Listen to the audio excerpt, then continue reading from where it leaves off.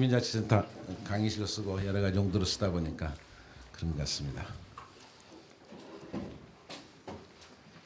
아무리 그동안에 이런 방법론을 연구를 해봐도 막다한 대안을 찾지 못하고 실제 말로는 한다고 했었지만 실천 옮기는 것이 거의 불가능하다는 거 생각을 했습니다. 특히 그 그린벨트 내에는 대학이 들어갈 수가 없는 것이 현행 제도입니다.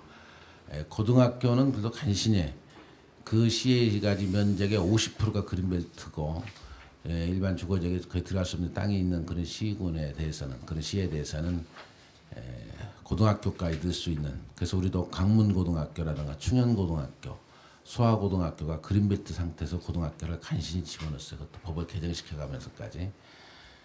그래서 대학은 그린벨트를 풀어서나 그린벨트 안에는 들어갈 수 없고, 대학을 지켰다고 그린벨트를 풀어달라면 절대로 풀어주지는 않는 사항들입니다. 여러분 신문에서 보도나 또는 현수막을 통해서 봤겠지만은 어제 오전 11시에 우리가 숭실대학교 제2캠퍼스가 우리 광명 역세권 내 음악밸리 안에 2만 평 부지에 제2캠퍼스가 들어서는 걸로 이제 MOU 소위 양해각서라는 것을 체결했습니다.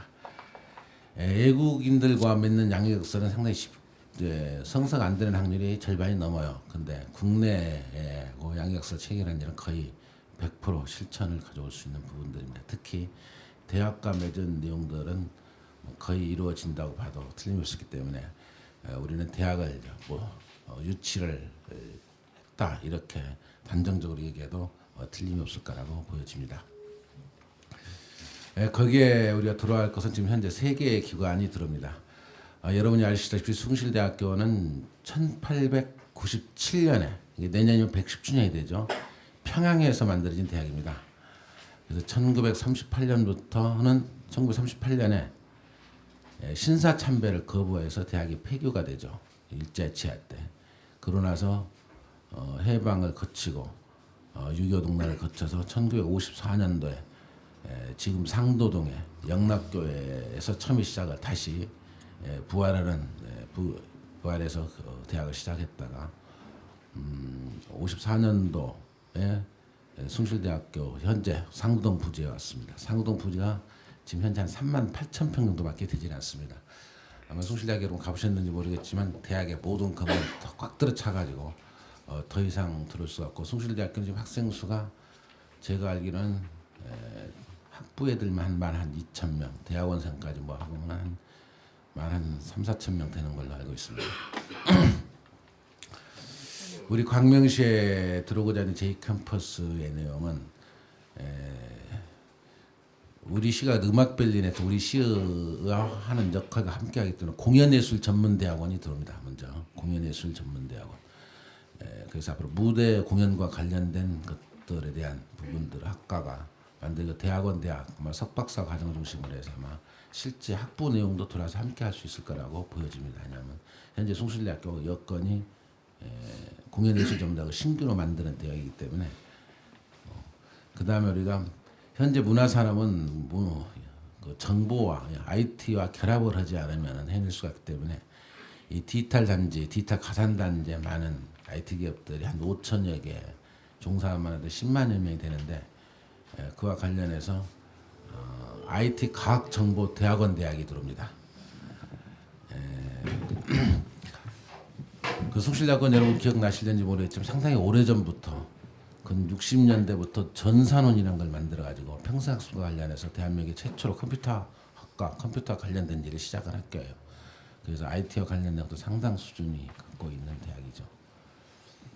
그 다음에 이제 그 숭실대학교 저쪽에서 하고 있는 일 중에 전산원, 음악원, 또 어학원 이렇게 3개의 평생학습 기관을 가지고 있는데 그 평생학습 기관을 묶어서 우리 강명에 평생학습 기관에서 오는 형태의 모습을 맞춰서 아마 3개 기관이 만들어집니다. 앞으로 이제 뭐 또 계속해서 의견을 나누고 우리 시청의 이제 부시장 거기에 부총장을 중심으로 해서 TF팀, 태스크포스 팀을 만들어서 계속 학교를 만들어가는 일들을 진행을 하겠지만 소를 했다는 데 대해서 아주 큰 의미가 있다고 생각합니다.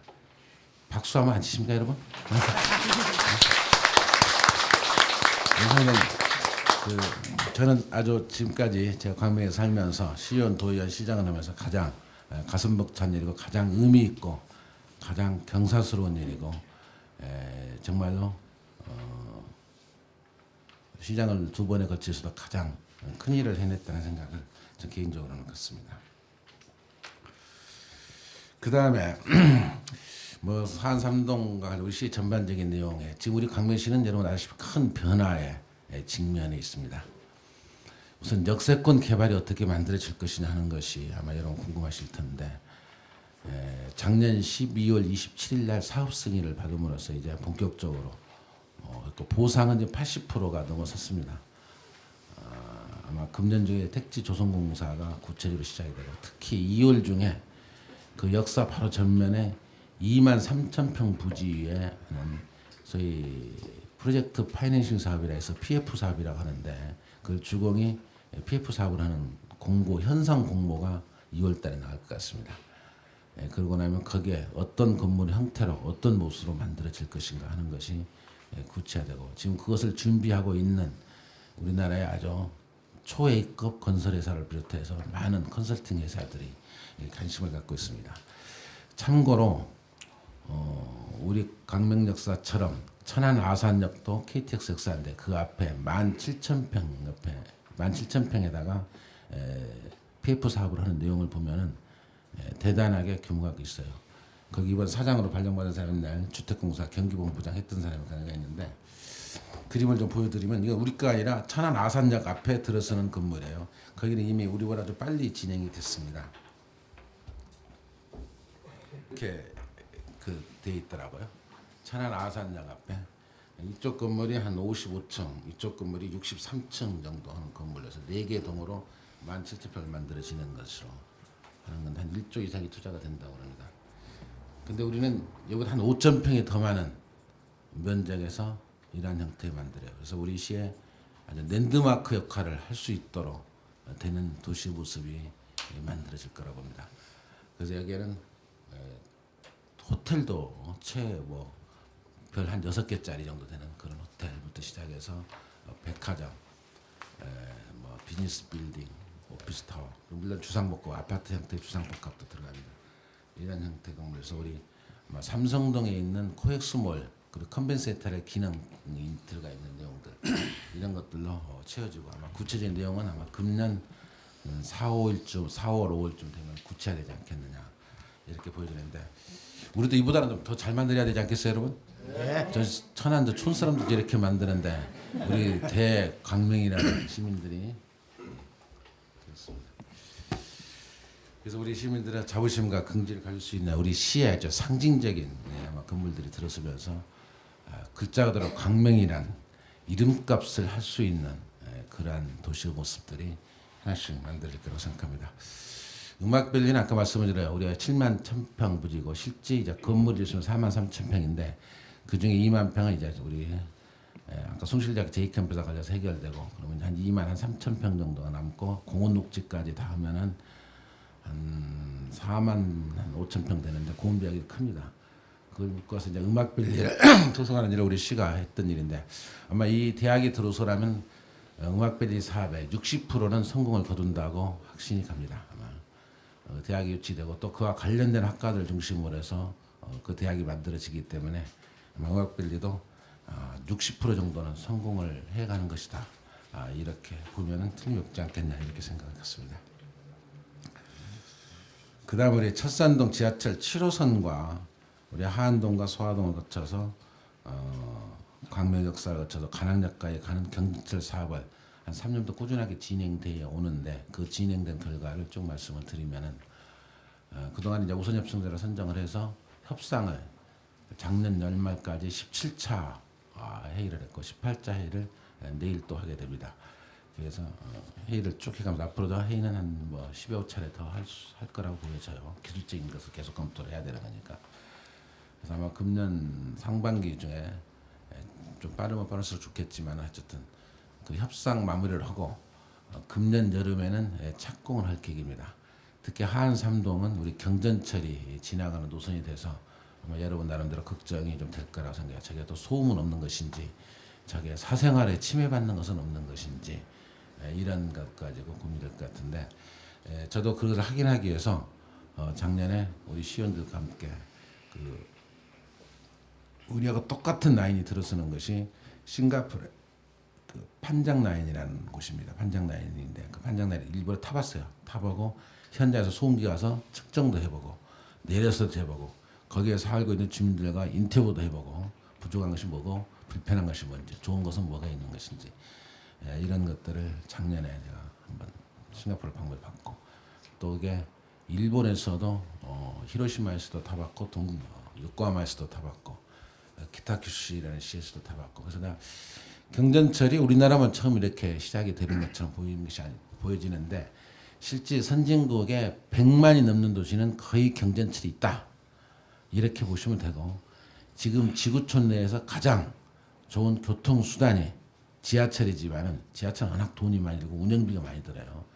그래서 비용도 적게 들고 운영비가 훨씬 적게는 경전철이 최고 경제성과 환경성과 편리성을 갖고 있는 것이 경전철이라 하는 것은 세계 교통 전문가들이 공통된 의견입니다.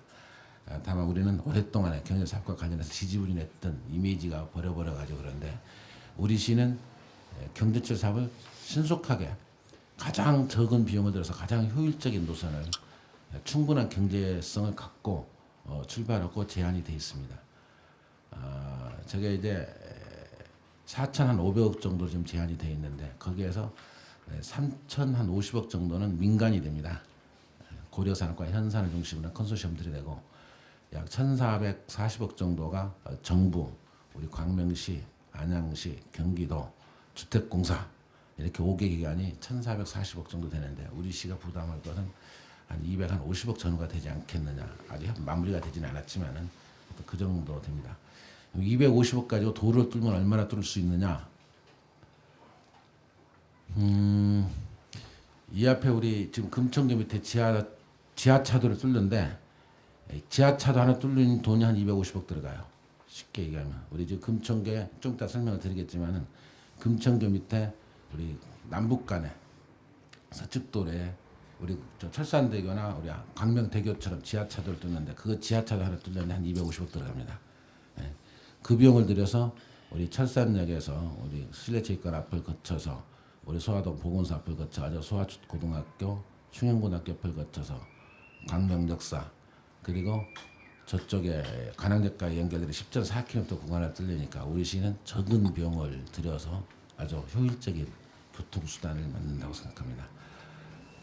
제가 이쪽에 하안동과 소화동을 지금의 모습을 보고 여러분들 자꾸 뭐 경제철이 과연 필요한가라고 회의를 갖는 분들이 간혹 있는 것 같아요.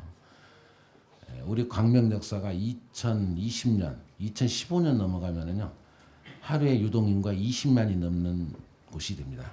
우리 KTX 광명 역사 주위가 20만 명이 오는 데리고 이미 아파트마다로 그게 우리 광명 지금 소화동 택지개발지구를 거쳐서 여기까지 놓는 것이 약 15,000세, 한 8,000세대 정도 들어가요. 그럼 인구도 한 5만 명 들어가죠. 그리고 광명 KTX 역사 앞에 일자리가 5만 개 이상이 만들어집니다.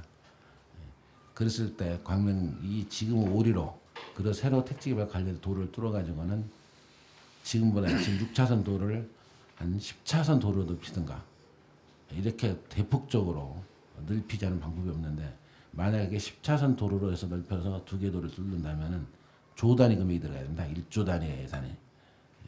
그건 또 민자가 할 수 있는 사람들도 아니고. 그래서 우리 시는 그게 지금 추진하고 있는 일들이 최선의 방법이고 가장 시의 재정 부담을 적게 하면서 가장 교통에 효율적이고 가장 확실한 정시성을 확보한 교통 수단을 만드는 것이에요. 그래서 우리 통장님들이 그런 내용들을 잘 모르실 거예요. 근데 통장님들 한번 물어봅시다, 여러분들. 우리 시가 시정 소식지 계속 보내주죠. 봤습니까? 네. 읽어 보십니까? 네. 근데 안 읽는 것 같아, 제가 보기에는. 이거 시정 소식지 다 난 얘기거든요, 사실은. 내가 이렇게 중원본 할 필요가 없는데.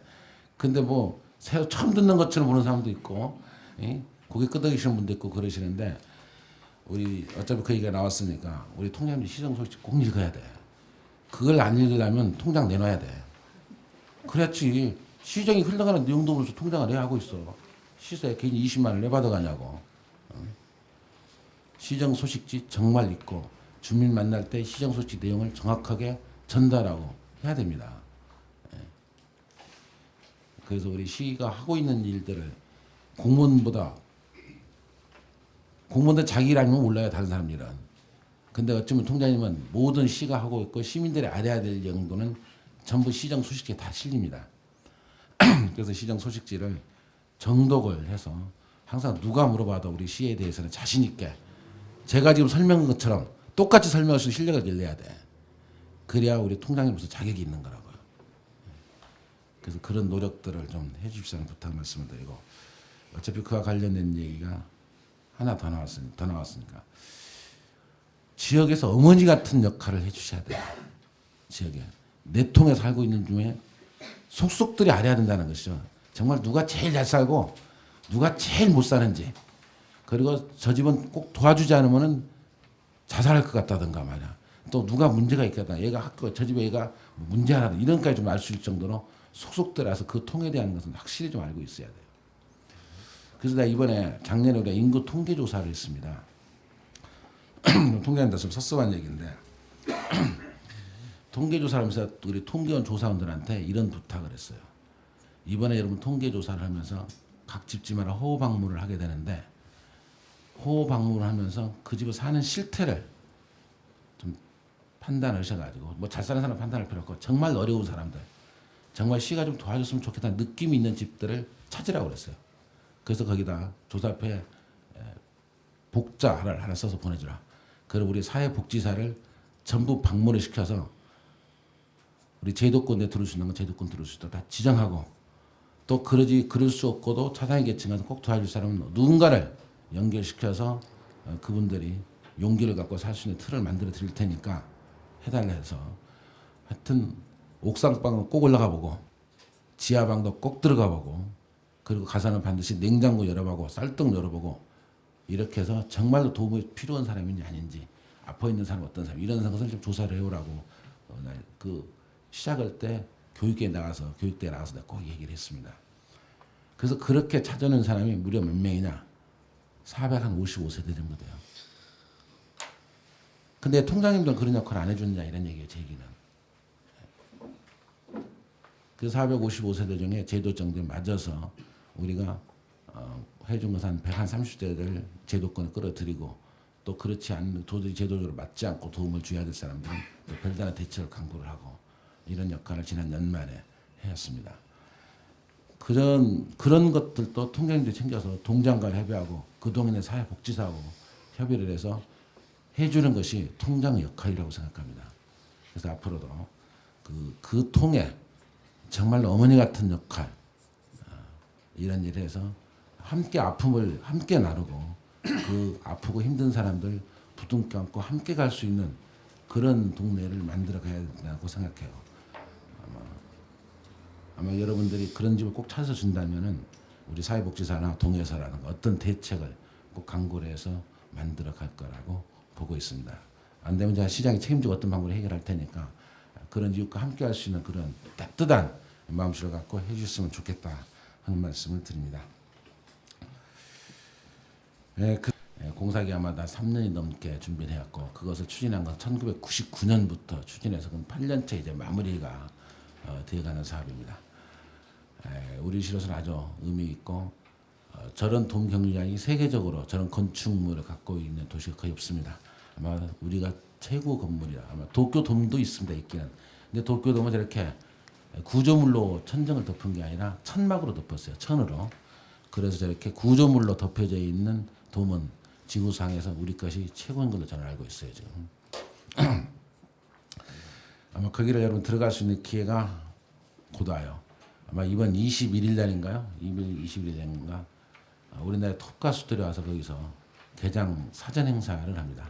개장전 행사를 3가지를 하는데, 이달 21일 날, 다음 주 토요일이죠?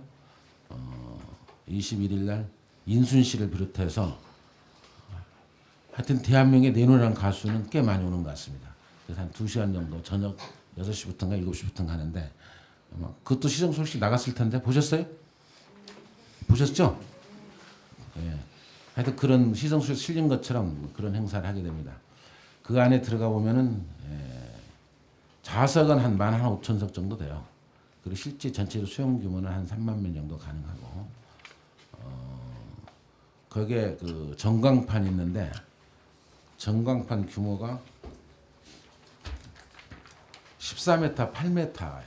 두 개가 겹쳐 있는데 그 전광판이 제가 만들어줘라 시연한다고 해서 한번 가봐서 봤더니 가서 내가 반지의 제왕이라는 그 우리 DVD 나오는 게 있지 않습니까? 그걸 꽂아놓고 화면을 보니까 우리 PDP에서 나오는 액정 화면에 나오는 것보다 훨씬 더 깨끗해요. 영화도 거기서 가끔씩 보여줘야겠다는 생각 같습니다. 우리 시민들한테. 한 10,000명의 시민들이 함께하면서 좋은 영화 보면 얼마나 좋겠어요. 그 아주 선명하고 또 음향이 최고 수준이에요. 그러면서 그것을 통해서 어떠한 우리 문화적 감각을 높여가고 아주 그게 하나의 사행시만 깃드는 그런 경륜장이 아니고 도박장이 아니고 실제 우리 시민들한테 영화도 함께 할 수 있는 곳, 크나큰 연주회도 함께 할 수 있는 곳, 거기다 만약에 배드민턴장을 깐다면은 한 200명 깔아요. 바닥에다. 탁구대를 갖다 놓으면 한 1,000대를 갖다 놓을 겁니다. 바닥에. 축구를 할 수 있는 구장이니까요. 그래서 그곳을 이제 경륜이 있는 날은 금토일만 있습니다. 월에서 목요일까지는 쉬고 그 월요일에서 목요일까지 그 기간 동안은 낮에를 또는 밤에를 적정하게 우리 시민들은 문화공간으로서 어떻게 쓸 것이냐 하는 것이 우리의 숙제예요. 물론 그게 경륜이 열리는 날 사행심이 있는 것은 사실입니다. 500원부터 50원부터 베팅은 가능해요. 50원인가 100원인가 누가 아는 사람 없나? 자료 있는데 베팅이 500원부터 5만 원까지만 가능합니다. 5만 원 이상 하는 건 사실 불법이에요. 하루에 경주가 12번 내지 13번 정도 하게 되는데 하여튼 우리 시민들 거기에 빠져서는 안 된다고 생각합니다. 근데 저는 우리 시민들이 이렇게 현명하다고 생각해 빠지지 않는다고 생각합니다. 뭐 과천 시민들이 전부 경마 중독자 아니잖아요. 경마장에 훌륭하고 많이 만들어져 있지만은 오랜 역사와 전통을 갖고 있지만은 과천시가 대한민국의 최고 도시고 살기 좋은 곳으로 1위를 꼽고 있는 이유가 물론 자연환경도 좋지만은 시의 재정사업이나 여러 가지 역할인데 경마장에서 도박도시라고 지금 현재 모 단체, 모 시장 후보가 그렇게 몰아붙이는 그런 도시 모습이 아닌 건 실증적으로 다 보고 있는 것인데 개장도 하기 전에 초치는 거에 대해서 난 되게 불쾌해요 사실은. 그걸 추진할 때 얼마나 어렵게 추진했는데요. 서울을 중심으로 돌려있던 모든 도시하고 엄청나게 경쟁을 해가면서 했던 거예요. 이게. 신낙균 장관이 문광부 장관할 때는 남양주로 끌어가려고 하고 박지원 장관이 장관할 때는 부천으로 끌어가려고 그런 고난을 겪으면서 만들었던 것이 지금의 경륜장이었어요. 그렇게 시가 정말로 엄청난 애를 써서 만들어서 이제 개장을 앞뒀는데 개장을 불과 앞두고 폐쇄를 하고 뭘 하자고 하는 얘기가 현실성도 없는 얘기를 제가 보기에는 정치적 의도를 갖고 하는 것이라고 분명해지는데 좀 그렇다는 생각이 들어요. 어쨌든 그런 것도 우리 통장님들 좀 아셔야 할 부분이 아닌가 하는 생각을 했습니다. 어쨌든 그 경마장 우리 경륜장 앞쪽에 만든 새로운 공원과 관련된 일들도 우리 농구장을 비롯해서 엑스게임장 그리고 쉼터 이런 것들이 잘 만들어져 있습니다. 아마 기회 있으면 이번에 20일 한번 가보시고 2월 3일 날은 스타크래프 이게 젊은 애들 하는 거라면 스타크래프 8강전을 거기서 합니다. 김효환 선수를 비롯해서 아주 쟁쟁한 애들이 와서 그 전광판을 이용해서 아마 중계를 해가면서 할 것 같습니다. 2월 3일 날은 새 체급이란 프로 레슬링 대회를 거기서 해요. SBS가 실황 중계를 한다고 합니다.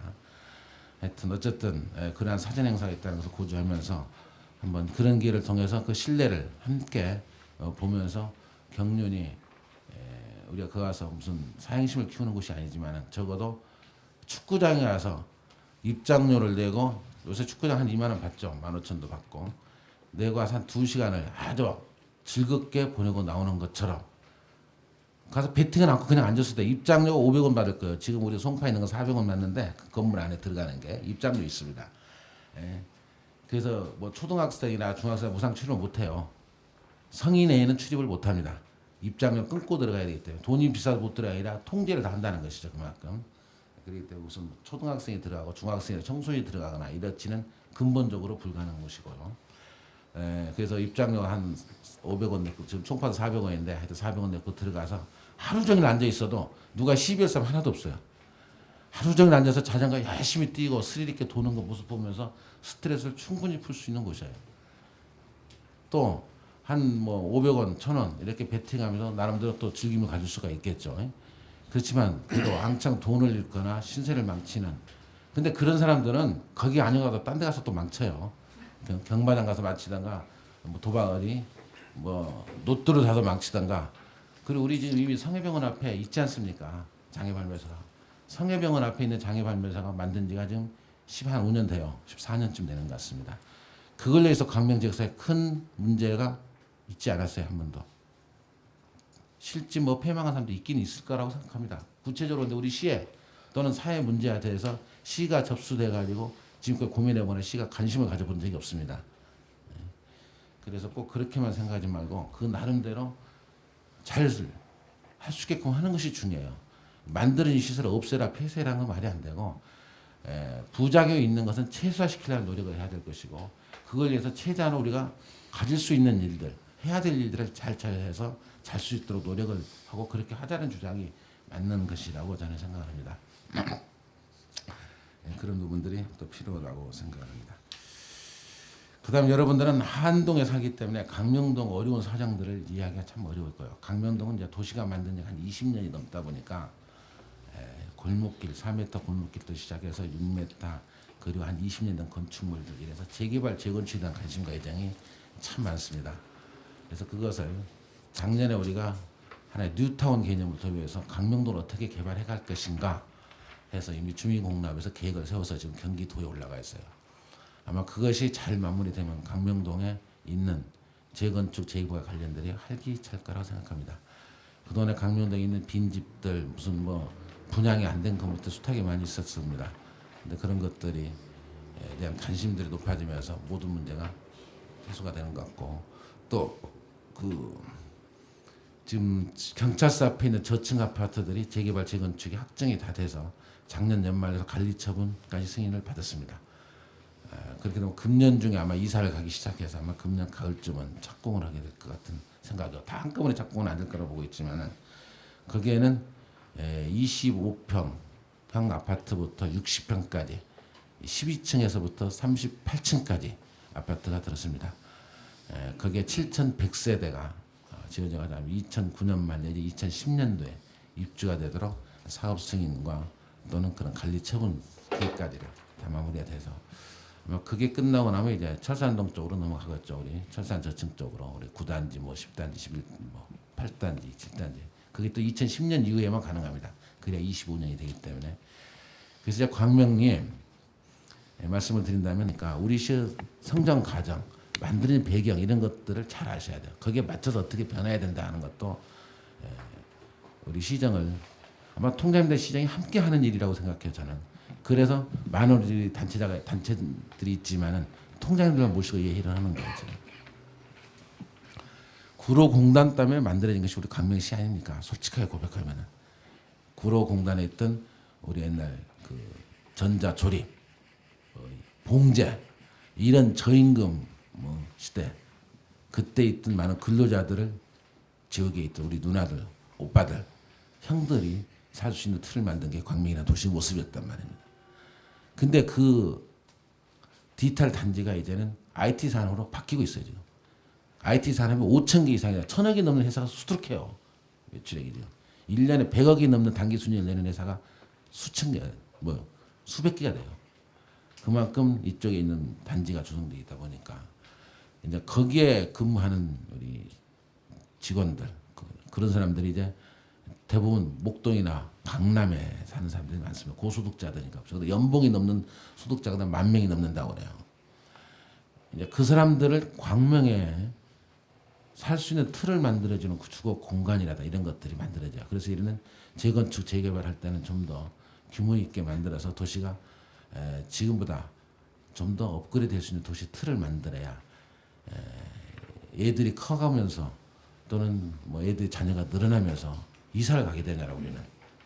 그런데 그러지 않고 강명이 살 수 있는 틀이 만들어지는 것이 아닌가 하는 생각 같습니다. 어쨌든 이러한 큰 일들이 우리 강명은 지금 해야 될 일들입니다. 그런 내용들을 함께 공유하면서 우리 시의 발전에 크나큰 틀을 만들어 주시기를 바랍니다. 얘기가 좀 길어졌습니다. 이렇게 앉아 까지 함께 오셨고요. 그다음에 우리 최하식 우리 사회과 또 이번 회기는 어떤 것을 다룰 것이냐 의회 운영과 관련된 책임을 지고 있는 분이 계십니다. 동의라는 분이 있는데 우리 그래서 우리 정준 우리 정관영 우리 동대장님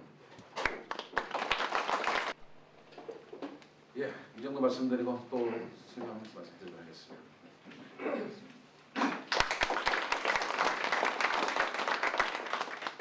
다음은 최남석 의원님의 인사 말씀 있으시겠습니다. 할 얘기까지 거의 다 하다 보면 제가 할 얘기가 없을 것 같습니다. 모든 일이 잘 됐으면 좋겠습니다. 인구가 100만이 가까운 대도시들이 우리 지역을 둘러싸고 있습니다. 그래서 우리 광명시 살아나올 수 있지 않겠는가라는 생각이 듭니다. 어쨌든 우리 주민들의 수건 사업이 어제 25년 만에 고생하신 우리 백진 시장님한테 다시 한번 박수 한번 부탁드리겠습니다. 그래가지고 4년 동안 이제 다 죽으러 간 것 같습니다. 그동안 듣지 못하고 또 우리 크게 얘기하면 우리 광명시는 정말로 이제 스스로 커가는 성장하는 그런 명시 대학명치.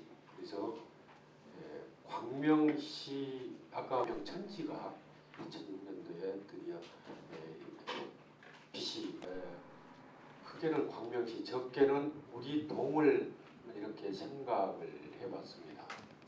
과연 4년 동안에 저 사람이 무슨 일을 얼마나 했는가 나름대로 생각을 합니다. 첫째는 그래도 의원이 스스로 법을 만들어 가지고 한 것 같고 그게 어떻게 보면은 상당히 힘이 되고 보람이 돼서 제가 의원 입법 발의를 하면서 이것만큼은 영구 임대 아파트에 대해서 공동 전기 요금을 시에서 지원해 주는 것을 작년에 이제 통과가 돼서 아마 올 15년이 됐습니다만은 그래도 우리 아파트 단지 주위의 주거 환경 개선으로 해서 어린이 공원이라든지 또 우리 아파트 주위의 인도 도로 개보수를 12억에 들어서 우리 한삼동 장애인들이 자주 다닐 수 있는 이런 도로를 전체를 다 개보수를 다 했습니다. 그래서 우리가 15년 만에 처음 있는 일이다 보니까 상당히 이 부분에도 보호구역이